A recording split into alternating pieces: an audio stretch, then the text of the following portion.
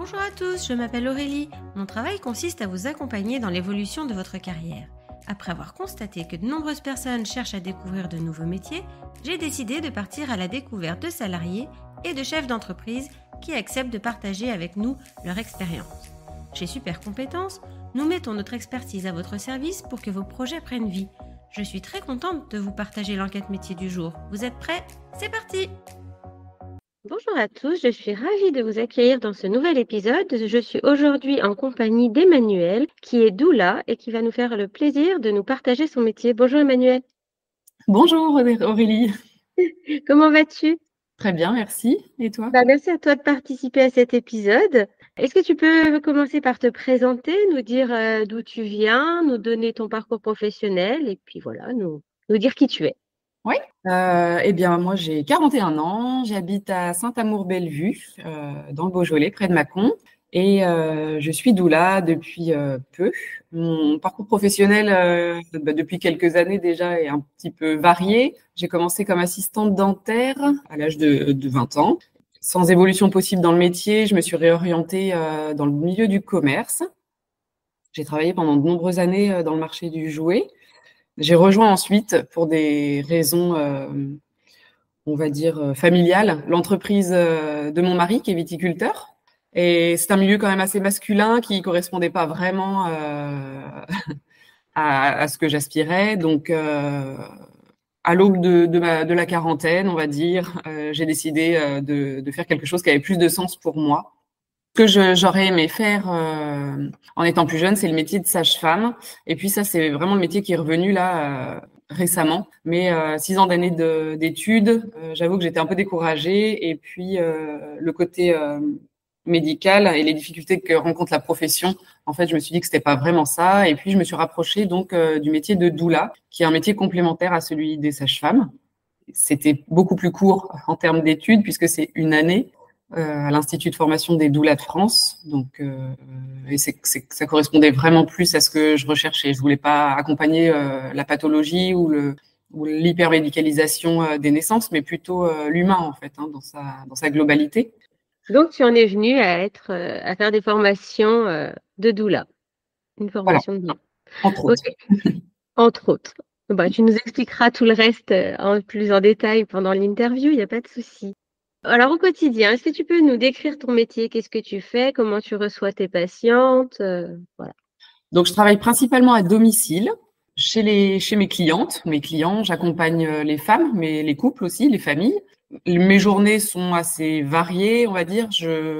Ça peut être un rendez-vous. J'ai pas que la casquette doula, mais ça peut être un rendez-vous doula tout simple le matin. Ça peut être un soin et massage détente Ribozo. C'est un tissu, un châle mexicain qu'on utilise en prénatal pour soulager les contractions pendant la naissance et puis aussi en postpartum pour resserrer le bassin des femmes. Donc ça peut être ça. Je peux aussi faire un atelier de cuisine, préparation de tous les petits plats avant la naissance pour mettre au congélateur. Comme ça, quand la famille rentre de la maternité, il n'y a plus rien à faire, plus de cuisine, plus de courses, plus de vaisselle. C'est tout prêt. Voilà. Je fais aussi quelques consultations sommeil. Je suis consultante en sommeil. Ça rythme aussi mes journées. C'est aussi une partie de mon travail. Et puis, en ce qui concerne le métier de doula, je fais aussi des ateliers en collectif pour préparer son postpartum et son mois d'or. Et puis également des ateliers de soutien à la parentalité autour du sommeil. Donc ça peut être, voilà, je prends pas beaucoup de rendez-vous dans la journée parce que c'est des rendez-vous quand même relativement longs. Les séances d'accompagnement doula, c'est 1h30, 2 heures à peu près. Donc voilà, si je veux garder un travail de qualité, ma présence et puis mon écoute, c'est important pour moi voilà. En tant que doula, tu participes aux accouchements? Comment ça se passe? Alors, il y a différentes sortes de doula. Moi, j'ai fait le choix de pas y participer pour l'instant parce que déjà, je suis au début de ma carrière. Et puis, c'est vraiment plus le postpartum qui m'intéresse, l'accompagnement au postpartum, de par mon vécu de maman aussi, les difficultés que moi j'ai rencontrées personnellement. Voilà, ça me tenait à cœur d'axer ma profession plutôt là-dessus. Mais il existe des doulas de la fertilité qui aident et qui accompagnent les couples pour leur projet de naissance, les personnes qui sont en parcours PMA, etc. Et puis, il y a des doulas de naissance qui accompagnent les accouchements à domicile principalement parce qu'il y a très peu de structures hospitalières qui sont en capacité d'accueillir les doulas. Mais il y en a quand même, et c'est chouette. Et puis, bon, il y a les doulas postnatales, voilà, qui accompagnent l'après-naissance. D'accord. Donc, en fait, il y a plein de domaines dans un seul métier, quoi. Oui, voilà. Et après, on peut en choisir un ou plusieurs. Oui, c'est ça, on peut être doula. Il y a même des doulas fin de vie aussi, il existe, c'est encore autre chose, mais des doulas qui accompagnent les personnes en fin de vie, qui sont là, qui les soutiennent, qui les écoutent, qui sont présentes pour la famille et puis pour la personne en question. D'accord. Et donc, c'est un travail que tu fais principalement seul? Exactement, ouais. Je suis seule avec les familles. D'accord, avec les familles. Donc, c'est un travail d'équipe avec les familles? Exactement, voilà, on Des collabore. fois, des fois, il y a des personnes qui me disent ça. Bah, c'est un travail d'équipe, mais avec les familles. C'est un peu ça. D'accord. Quels sont tes horaires de travail? C'est assez large, c'est du lundi au samedi de 9 heures, pas trop tôt. Souvent, les familles voilà, ont un rythme intense, donc 9 heures, c'est plutôt ça le début de la matinée. Et puis après, je peux travailler entre midi et 2 jusqu'à 18-19 heures le soir. Et pour certains ateliers, le samedi matin aussi. Certaines mamans travaillent encore ou ont repris le travail. C'est pratique aussi d'avoir le samedi matin. Quelles sont les compétences nécessaires pour faire ton travail? Ma compétence numéro 1, c'est l'écoute. Ça, c'est vraiment l'outil des doulas. On est là pour écouter déjà, ouvrir un espace de parole sécurisé, bienveillant, sans jugement, pour que les personnes qu'on accompagne puissent déposer leur vécu, leurs émotions. Ça, c'est vraiment la grosse partie, l'écoute. L'empathie, je dirais, les compétences, c'est plutôt les qualités, là. Qualité, ça serait plutôt l'empathie, une certaine ouverture d'esprit quand même. Et puis s'adapter aussi, savoir s'adapter à toutes les familles, en fait, quelle que soit leur religion, leurs valeurs, leur culte, voilà. Je dirais qu'il faut aimer les gens, en général, et puis être intéressé à tout ce qui touche à la maternité, la périnatalité, la parentalité, pour rendre service. Une doula, c'est ça, hein, le terme doula, c'est une femme au service d'une autre femme. Donc, c'est être au service d'eux et accompagner, faire grandir les parents. Je pense que c'est ça. Il faut avoir cette envie-là, en tout cas. Ok. Quels sont les débouchés dans ta profession? Est-ce qu'il est facile, voilà, de se faire une place, de trouver des clients? Alors, les débouchés sont quand même limités pour l'instant parce que c'est un métier qui est vraiment peu connu. Il y a beaucoup de doulas qui se forment dernièrement, principalement. On le voit, je pense, surtout pour venir en complément du suivi médical proposé par les sages-femmes, les gynécologues. Dans le secteur médical, la crise fait que beaucoup de professionnels de santé n'ont pas le temps de passer 1 heure et demie ou 2 heures à l'écoute de leurs patients. Donc voilà, nous on vient en complément pour assurer ce côté-là du soutien, de l'écoute. Ok. Mais du coup, en fait, c'est vrai qu'il y a quand même de plus en plus de personnes qui recherchent un accompagnement autre, plus naturel, on va dire, moins médicalisé. Oui, par rapport à Donc, ça, peut-être ça va peut-être tendre à se développer ce type d'accompagnement. oui, beaucoup. On voit que il y a certaines personnes qui ont envie d'un accouchement plus naturel, sans péridurale, avec un allaitement. C'était pas le cas les 20 dernières années. Enfin, Oui. et ça commence à se développer. Ça, je pense que c'est les réseaux sociaux qui informent davantage sur l'intérêt d'une naissance un peu moins médicalisée. Et puis, des personnes se sentent bien aussi d'accoucher en maison de naissance, dans l'eau, chez elles, même en accouchement à domicile. Oui, c'est ça. Puis on entend de plus en plus de femmes qui disent non, je veux pas de péridurale ou voilà, qui accouchent sans péridurale. Il y en a de plus en plus, je trouve, quand on discute avec des personnes. Oh non, non, moi c'est bon, j'en veux pas. Oui, voilà, oui, c'est sûr. Et c'est aussi grâce à la connaissance, en fait. On sait l'impact de la péridurale et puis en fait, beaucoup de femmes qui accouchent sans se sentent puissantes d'avoir fait ça sans péridurale. Donc, au niveau du vécu de l'accouchement, c'est incroyable parce que ça C'est peut. autre chose, oui.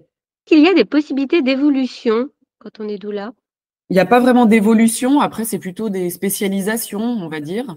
Il y a beaucoup de formations en fait qui fleurissent dernièrement. Il y a quand même 3 formations en France principales qui sont l'Institut de formation des doulas de France, Galantis et puis et Envolée Matrescence.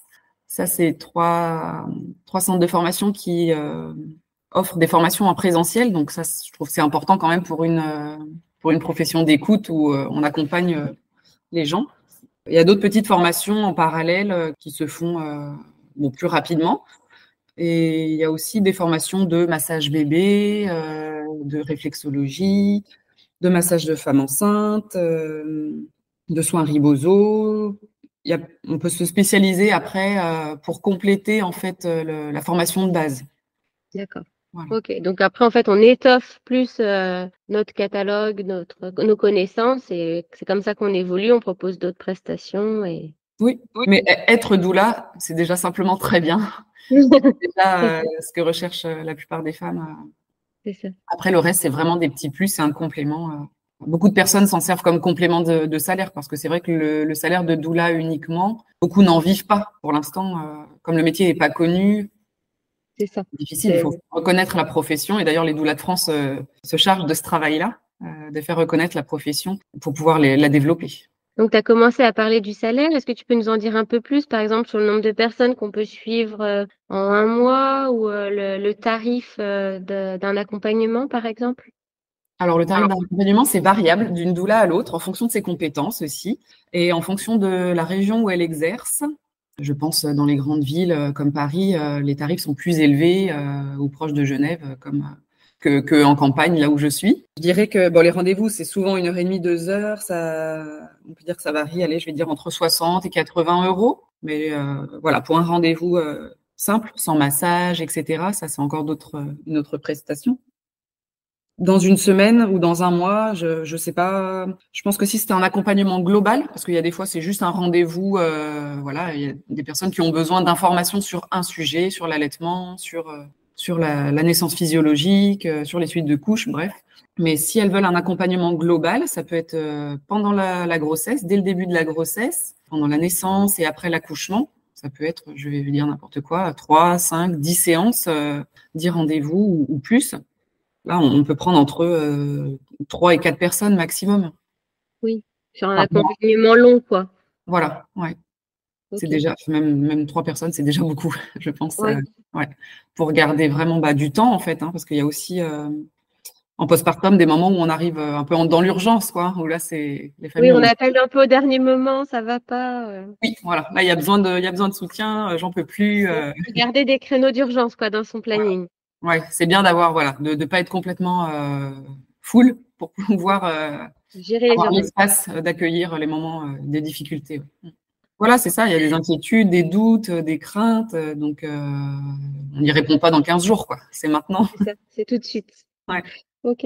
Quel est le parcours pour parvenir à ton métier?